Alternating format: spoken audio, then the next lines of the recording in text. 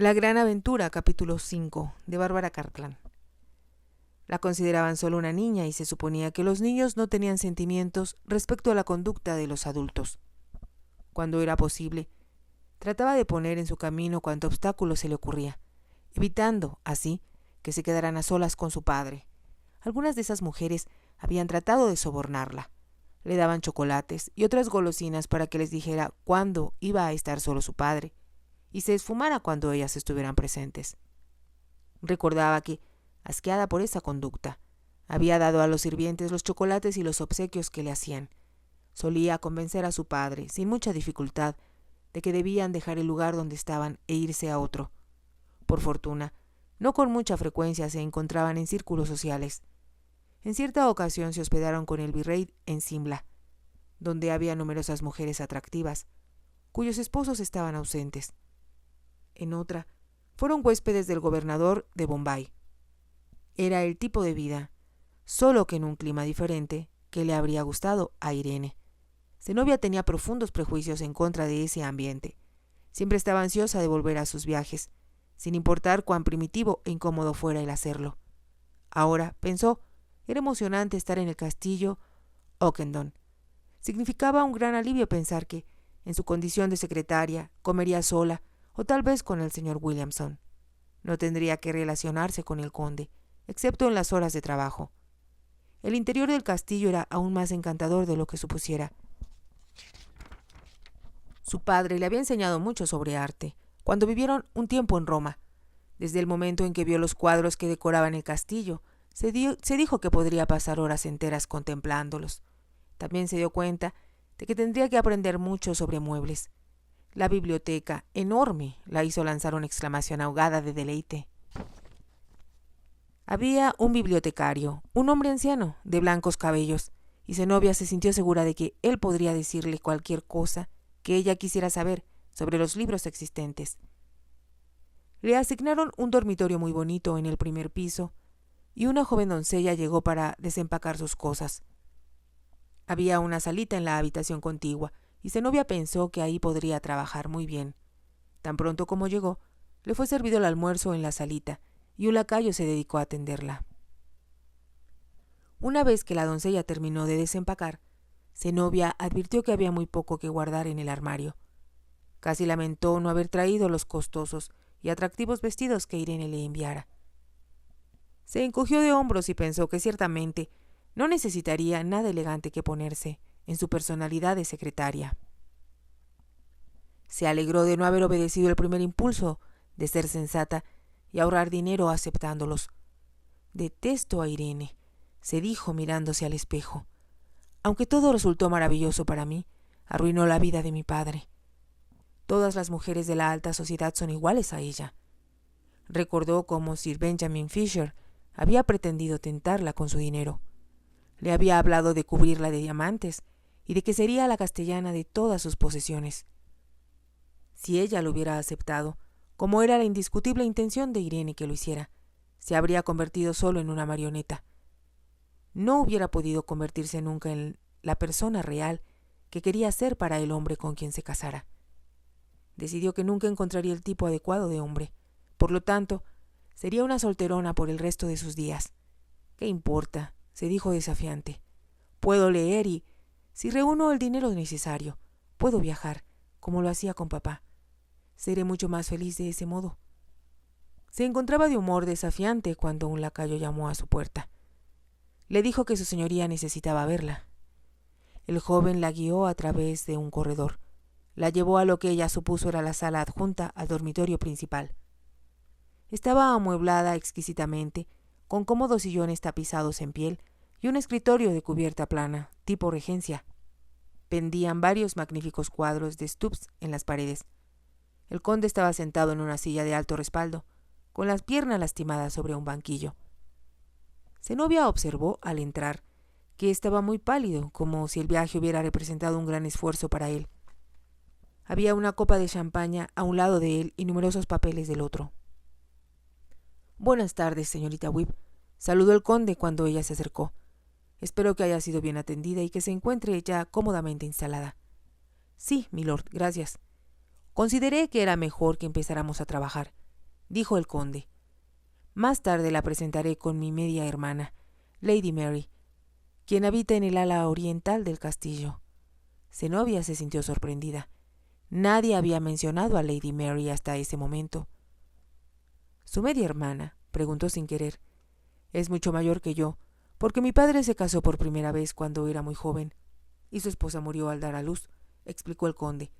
Pensé que a usted le agradaría saber que como Lady Mary vive en esta casa, está usted protegida, ya que ella le servirá de su acompañanta. Zenobia sonrió. Eso es algo en lo que nunca había pensado. Tampoco a mí se me había ocurrido, porque no esperaba tener secretaria, sino secretario. Sin embargo, cuando informé a Lady Mary de mi llegada, le dije también que usted se hospedaría en el castillo. Zenobia permaneció en silencio y él continuó. Posteriormente, desde luego, tendré fiestas y reuniones aquí. Pero estaba yo pensando hace unos momentos, mientras almorzaba solo, que en tanto no lleguen aquí amigos míos, podríamos apresurar un poco el trabajo si comiéramos juntos. Lo dijo con voz seca e indiferente. Zenobia quedó convencida de que él estaba pensando simplemente en la exposición. Era obvio que no tenía ninguna otra intención para desear su compañía. «Yo haré lo que usted desee, milord», contestó. «Estoy segura, como usted mismo ha dicho, de que si queremos que la exposición sea un éxito, cuanto más pronto se ponga su señoría en contacto con quienes van a aportar piezas a ella, mejor. He preparado ya la lista para la India», dijo el conde y le entregó una hoja de papel. Zenobia se sentó y leyó el contenido de ella. Era una lista de príncipes y maharajas, junto con la posesión y posesiones que cada uno de ellos debía enviar, por considerarse de interés para el público británico. Zenobia pensó que gran parte de las piezas elegidas eran muy acertadas. Al mismo tiempo, pensó, no eran suficientes. Considerando lo importante que se había vuelto la India para el imperio, debía haber muchas más. Tentativamente dijo: «Veo que su señoría no ha incluido los cuadros de Rajput, que pertenecen al Maharata de Udaipur. Como supongo que son la mejor colección de pintura que existe en la India, debía mi lord intentar convencerlo de que le prestara algunos para la exposición». El conde la miró con fijeza antes de preguntar: «¿Me quiere decir que ha visto esos cuadros?» «Sí, mi lord». Zenobia no añadió que ella y su padre habían sido huéspedes del Maharata en su palacio. Ella pensaba que Udaipur era uno de los lugares más hermosos que visitara. «Me sorprende, señorita Whip. Como no he tenido el privilegio, como usted, de ver esos cuadros, tal vez usted pudiera precisar con toda claridad a su Alteza cuáles en particular le gustaría que nos prestara». «Lo haré con mucho gusto, mi lord», contestó Zenobia. «¿Tiene usted alguna otra sugerencia que hacer?» Era evidente que él consideraba muy improbable eso y que tenía la sospecha de que en alguna forma Zenobia lo estaba engañando. «Las joyas del Nizam de Hyderabad son muy famosas». «Cielos, ¿no las incluye en la lista?», preguntó el conde. Zenobia le devolvió la hoja de papel que le había entregado. «Fue un olvido de mi parte», declaró el conde. «Yo estuve hospedado en la residencia de Hyderabad y había pensado agregar sus joyas. Como supongo que usted sabe, el famoso diamante Koh-i-Noor fue encontrado en una de las minas de Nizam». Zenobia sonrió, pero no dijo nada, y después de un momento el conde preguntó: «¿Cómo es posible que a su edad conozca tanto sobre la India y haya visitado partes en las que yo no he estado?» «Mi jefe era un gran viajero, milord». «Ya lo veo. ¿Y dónde más sugiere usted que vayamos en busca de tesoros?» Zenobia ya había pensado en eso. Le dio una lista que incluía algunos de los tesoros de Ceilán. Existía también una notable estatua de Buda en Birmania y otra en Borneo del Norte. No advirtió la sorpresa en los ojos del conde cuando continuó diciendo: «No tuve el privilegio de ver las exposiciones anteriores, aunque he leído sobre ellas. Parece que muchos de los lugares que hay en la ruta hacia Oriente no fueron representados». El conde no habló y ella continuó diciendo: «Por ejemplo, me refiero a Gibraltar, Malta, Singapur y Hong Kong. Sin duda alguna hay tesoros ahí que nadie ha visto hasta ahora. Y quizá también los haya en Santa Elena, donde murió Napoleón». Sonrió al añadir: «O tal vez los haya en las islas de la Ascensión, de donde proceden las tortugas del Lord Alcalde de Londres. Todavía sin darse cuenta de que el conde la miraba casi con la boca abierta, ella prosiguió.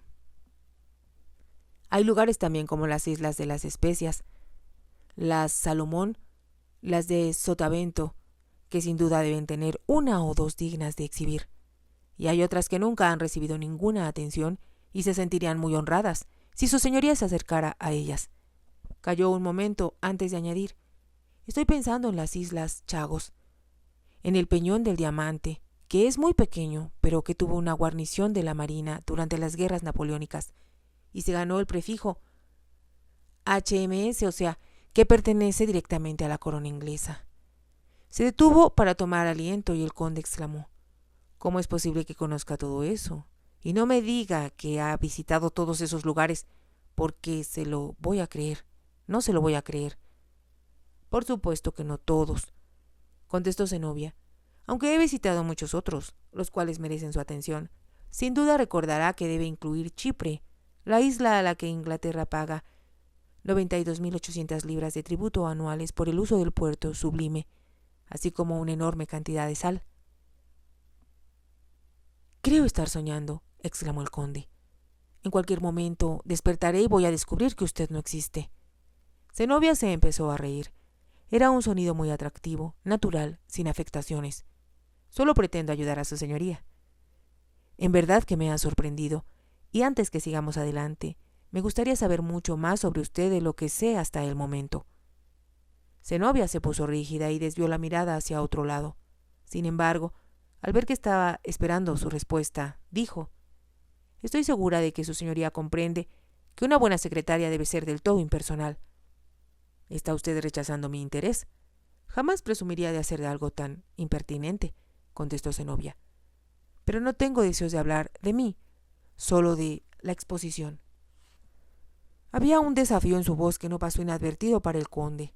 Como si pensara que sería un error presionarla, se limitó a decir: muy bien, señorita Whip. Volveremos a nuestro trabajo, y tal vez quiera decirme a quién más sugiere que incluyamos en nuestra lista.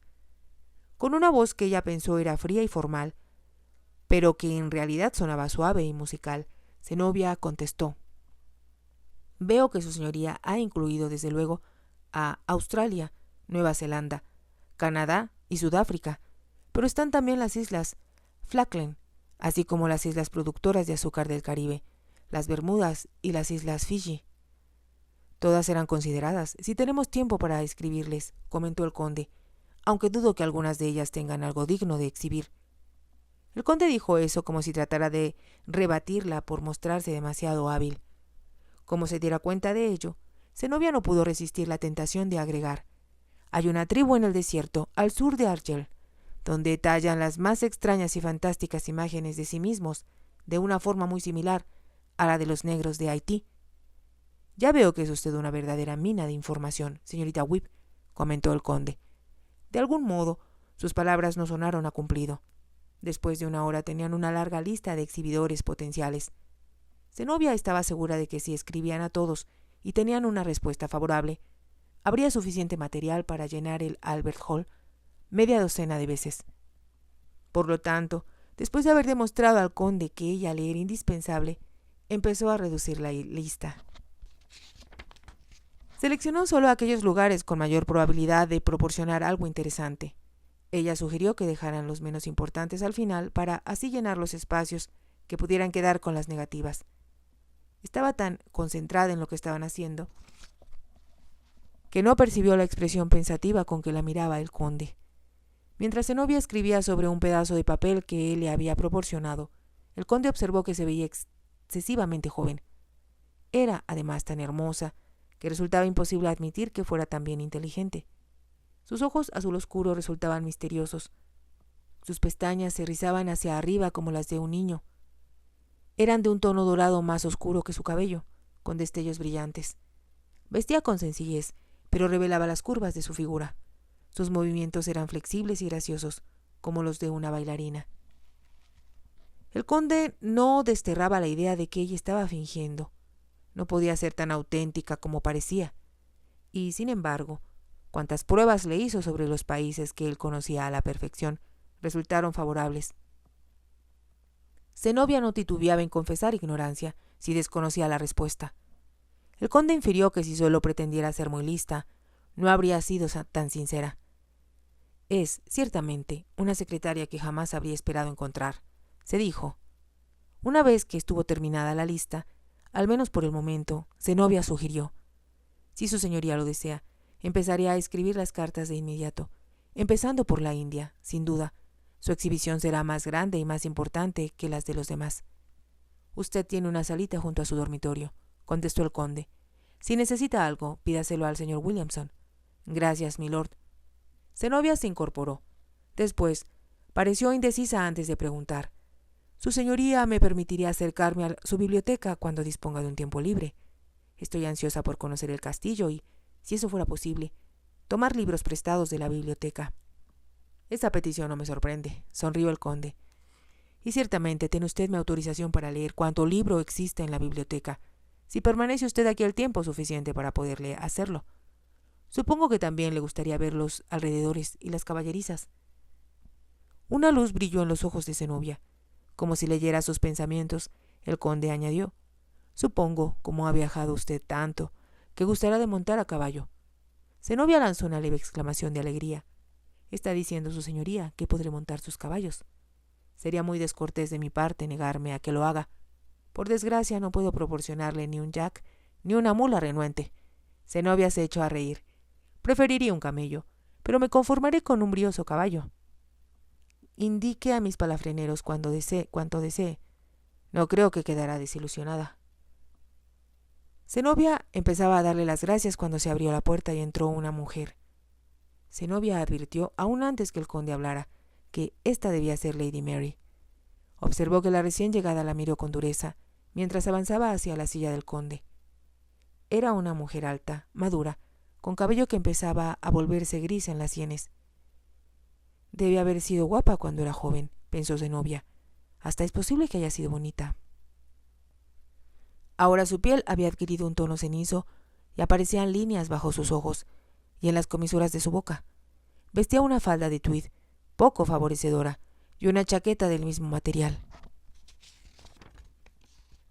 Llevaba zapatos planos que parecían hacerla moverse con firmeza, casi masculina. Llegó hasta donde estaba el conde, en tono agudo, pero con una voz ronca que la del común de las mujeres, exclamó: no sé por qué nunca anuncias tu visita, sino hasta que llegas a la casa, Darcy.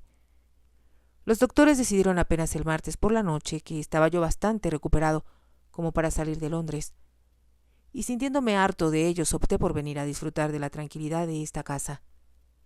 Bien, ya estás aquí, dijo Lady Mary, y ojalá pueda verte, aunque sea de vez en cuando. Así lo espero yo también, contestó el conde en tono ligero, pero en realidad vine aquí para trabajar. ¿Trabajar?, preguntó Lady Mary con una nota de incredulidad en la voz. Volvió la mirada hacia Zenobia.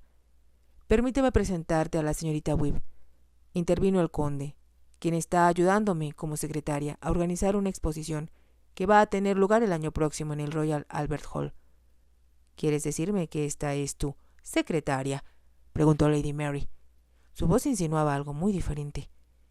Parece difícil de creer por su extrema juventud, pero la señorita Weeb ha viajado mucho y habla urdú, tamil y muchos otros idiomas orientales, además de conocer muy bien los europeos. Cuando el conde dijo su nombre, Zenobia hizo a Lady Mary una leve reverencia.